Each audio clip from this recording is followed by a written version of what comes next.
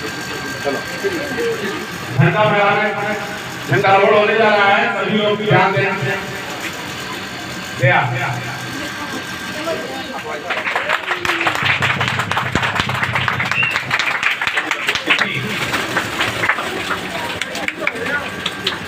लेकिन कुछ लोग हैं उनको घर वापस पसंद नहीं आ रही है।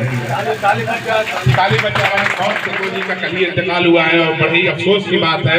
हर साल हम लोगों के बीच में रहते थे लेकिन नहीं रहा पाए अब की बार, तो वो नहीं तो उनकी आत्मा ही सही और विनोद पांडे साहब उनकी आत्मा की शांति के लिए उनको श्रद्धांजलि दे रहे हैं।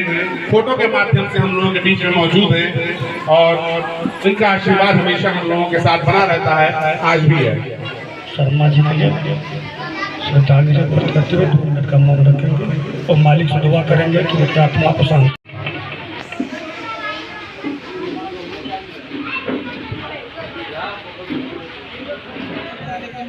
हम सभी भारत के रहने वाले हैं, हिंदुस्तान के निवासी हैं, तो हम सभी को देश हित में कार्य करने की जरूरत है और ये समझने की जरूरत है कि जिस आज़ादी के साथ आज हम तिरंगे को फहरा रहे हैं और जिस आज़ाद आबो हवा में सांस ले रहे हैं वो हमें कैसे मिले।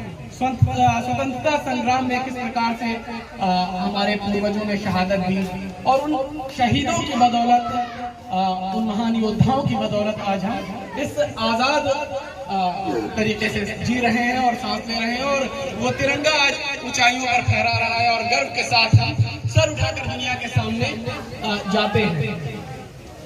हमारे जो पूर्वज थे उन्होंने किस तरीके से गोरों से लड़कर हमारे देश को आजाद कराया और हमें ये आजादी का तोहफा मिला। तो गोरे तो देश छोड़कर चले गए और गोरों को हमारे पूर्वजों ने हरा दिया, पस्त कर दिया, लेकिन चोरों को अब हमें हराना है। जो चोर आज मौजूद है और वो चोर चुरा लेना चाहते हैं हमारे देश के अमन को, चैन को, हमारे भाईचारे को, और उस अमन भाईचारे और आपसी सौहार्द को हमें बरकरार रखना है और हम सबको इसके लिए मेहनत करनी पड़ेगी और समझना पड़ेगा। और जो समाज के ऐसे लोग हैं जो बहुत जागरूक नहीं हैं, उन तमाम लोगों को जागरूक करना होगा हमें और ये बताना होगा जो गुमराह करने की कोशिश की जा रही है। इतिहास के पन्नों से बहुत सारी चीजें हैं जो मिटा देने की कोशिश की जा रही है। तो जाहिर सी बात है हमारे दिलों में वो चीजें जिंदा हैं और सारी ऐसी बात जो हम तमाम देशवासियों को, भारत के हर नागरिक को मालूम होनी चाहिए, वो हमें अपने आगे की नस्लों तक जुबानी भी पहुंचानी होगी। और बहुत ज्यादा कुछ मैं नहीं कहना चाहूंगा क्योंकि मुझसे बहुत ज्यादा ज्ञानी और अनुभवी लोग यहाँ पे मौजूद हैं। मैं एक शेर के साथ, राहत इंदौरी साहब का एक शेर है, मेरा बहुत पसंदीदा शेर है।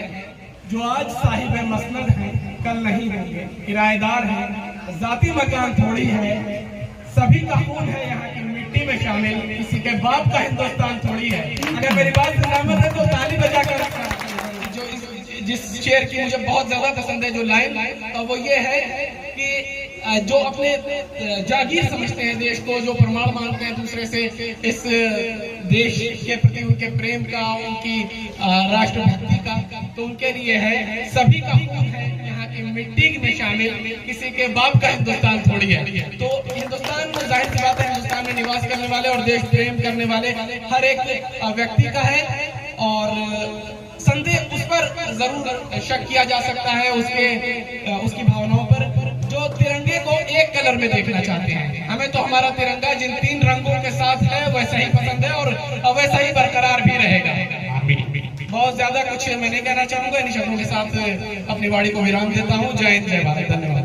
बहुत खूबसूरत बात आपने कही है कि मौजूद है। आज हम लोग इनको याद कर रहे हैं, राजकुमार शर्मा साहब अगर ये हिंदू हैं तो वही मुसलमान हमारे हाजी राहुल साहब हैं, तो वही जहाँ पर हिंदू धर्म से बिलोंग करते हैं हमारे विनोद पांडे साहब, तो उनके बगल में आरपीन साहब है। ये है हमारे हिंदुस्तान की पहचान और हम सभी लोग तिरंगे को मानते हैं, ना कि अलग अलग रंगों को मानते हैं। और जिसको आप लोग बड़ा बेसब्री से सुनने के लिए बेचैन हैं, विनोद पांडे साहब को, उनको भी अभी हम पेश करेंगे, लेकिन उससे पहले 2 शब्द हम भी आपसे कहना चाहते हैं। और विनोद पांडे साहब का जो वक्तव्य रहेगा वही वक्तव्य आखिरी रहेगा। इसके बाद मिठाइयां बांटी जाएंगी, सबका मुंह मीठा कराया जाएगा और आज के कार्यक्रम को समाप्त किया जाएगा। उससे पहले हम दो शब्द कहना चाहेंगे। जो लोग हिंदुस्तान को बांटना चाहते हैं, अखंड भारत की बात करके भारत को खंड खंड कर रहे हैं, जैसा अभी पिछले कई महीनों से लगातार देखने को आ रहा है। ऐसी फिल्मापरस्त ताकतों से बचने की जरूरत है, ऐसी सोचों को बदलने की जरूरत है और ये फिल्मापरस्त ताकतें हमारे और आपके बीच में ही रह करके वो गंदगी का बीज बो रही है। उस गंदगी के बीज को साफ करने की जरूरत है। 15 अगस्त 1947 को देश आजाद हुआ कहने के लिए बड़ा छोटा सा शब्द है। 15 अगस्त को आजाद हुआ 1947 में। 1947 से पहले ये लड़ाई कब शुरू हुई, किसने किसने कुर्बानियां दी, किस किस स्तर से लोग गुजरे, जब अंग्रेजों का शासन ऐसा था कि बंद करके उनको पेशाब तक पिलाया जाता था जो लोग भी देश की आजादी की बात करते थे। आजकल तो सोशल मीडिया बिल्कुल आम है, जरा सा किसी के मुंह से कुछ निकला तो फट से ताला लगा दिया जाता है, चाहे एक का ताला लगाया जाए, किसी फर्जी मुकदमे का ताला लगाया जाए, लेकिन ताला तैयार रहता है सरकार के पास। उस वक्त ताला भी नहीं था, सीधे तोप बांध कर उड़ाने का भी काम था। आजादी की लड़ाई में बहादुर शाह जफर के दौर के एक पत्रकार थे बाकिर साहब। बाकिर साहब ने अपना एक अखबार निकाला, उस अखबार को अंग्रेजों ने बंद करा दिया। फिर बहादुर शाह जफर के दौर में उन्होंने एक अखबार निकाला, अखबारुल जफर। अखबारुल जफर जब उन्होंने अखबार निकाला तो उस वक्त अंग्रेजों के खिलाफ और उनकी गलत गतिविधियों के खिलाफ लगातार उस अखबार ने छापने का काम किया और इतना छापा कि अंग्रेज हुकूमत, ब्रिटिश गवर्नमेंट पूरी दुनिया में बदनाम होने लगी। तो उन लोगों ने फैसला किया कि इनका मुंह जेल से और जुर्माने से बंद नहीं कराया जा सकता है, क्यों ना इनके खिलाफ ऐसी कार्रवाई की जाए कि इनके जैसे आवाज उठाने वाले लोगों की आवाज हमेशा के लिए बंद कर दिया जाए। बड़ा ही दर्दनाक और बड़ी भयंकर मौत दी गई है उनको, आप लोग सोच नहीं सकते कैसे उनको शहीद किया गया। अंग्रेजों ने मिसाल बनाने के लिए उनकी मौत को तोप के ऊपर सामने उनको बांधा और पीछे से गोला डाल दिया। आप अंदाज नहीं लगा सकते कि जिसका कितना टुकड़ा हुआ और कितनी दूर तक जाकर के गिरा।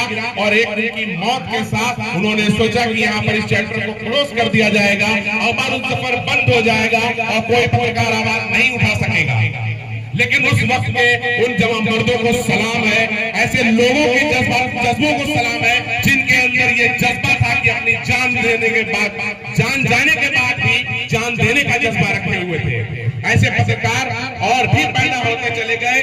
एक बाकिर के मरने से 1000 बाकिर पैदा हुए और लगातार पत्रकारिता के क्षेत्र में इस तरीके से निष्पक्ष पत्रकारिता की, अपनी कलम को नहीं बेचा, अपने अखबार को नहीं बेचा, सबके साथ साथ अपने जमीर को नहीं बेचा। हम खुद पत्रकार हैं, जिस बात को हम कहने जा रहे हैं इस बात को कहने से पहले 100 बार हमको भी शर्म आ रही है, लेकिन आज कहते हुए तो गुरेज नहीं है, क्योंकि आज का वक्त बदल चुका है और ऐसे लोगों को भी बदलने की जरूरत है जो इस माहौल को खराब कर रहे हैं। पहले अखबार छप करके बिकते थे, ध्यान दीजिएगा, पहले अखबार छप कर बिकते थे, अब अखबार बिक के छपते हैं। तो ये फर्क है तब में और अब में। हमें यही कोशिश करना है, जो युवा नौजवान है, आने वाली पीढ़ियां हैं, जो पीढ़ियां चल रही है, जो भी पत्रकारिता के क्षेत्र में काम कर रहे हैं, वो बिक के ना छपे बल्कि छप करके बिके, तो उसकी अहमियत ज्यादा होगी। और इतिहास मर्दों को जानता है, सावरकर जैसे नहीं जानता है। सावरकर वो है जो जेल में माफी मांग करके और मुखबिरी करके, मुनाफिक बन करके इन्होंने आकर के देश के साथ गद्दारी किया। और कुछ आरएसएस के लोग ये गंदी पॉलिसी अपनाए हुए हैं, जो गांधी जी को, जिनको महात्मा गांधी कहा जाता है, वो सवाल उठाते हैं कि महात्मा का खिताब किसने दिया। तो सवाल ये उठता है कि सावरकर को वीर का खिताब किसने दिया, वीर सावरकर क्यों कहा जाता है। किस आधार पर आप देश को बांटने की बात कर रहे हैं, जिस आधार पर आप बात कर रहे हैं, इंडिया गेट इस बात की गवाही देगा कि 80% नाम मुसलमानों का है और उसके बाद से तमाम फिर और भी अन्य बिरादरियों का नाम उसमें है। अगर देख लिया जाए तो ज्यादातर मुसलमानों ने इस देश की कुर्बानी देश की आजादी में कुर्बानी दी है, और इस कुर्बानी को जो भूल करके आज हमको गद्दार बता रहे हैं, वो खुद गद्दार हैं, जो भारत की गद्दी पर बैठे हुए हैं, भारत को गंदा कर रहे हैं, नफरत उनके खून में डाल रहे हैं, यहाँ के युवाओं को नशा दिला रहे हैं, हिंदू मुस्लिम की राजनीति का ड्रग्स ना दे करके धर्म का ड्रग्स इनको दिया जा रहा है। हमको इससे बचने की जरूरत है, और आप सभी आज इस कार्यक्रम के माध्यम से जो आवाज सुन रहे हैं, अपने दिलों में इस बात को बैठा ले, चाहे कुछ भी हो जाए, नफरत की राजनीति में हमको किसी भी तरीके से मदद नहीं करना है, और जिस स्तर से हो सकता है अपने घर में, बाहर, दुकानों में, मोहल्ले में, जगह जगह इस बात को कहेंगे, चाहे कुछ भी हो जाए, हम किसी भी हाल में देश को बटने नहीं देंगे। हमारा तिरंगा है, तिरंगा ही रहेगा, ना भगवा रहेगा, ना हरा रहेगा, 3 कलर का झंडा है, वही कायम रहेगा। हिंदुस्तान जिंदाबाद, हिंदुस्तान जिंदाबाद, जिंदाबाद। इसी के साथ मैं अपनी बातों को खत्म करता हूँ।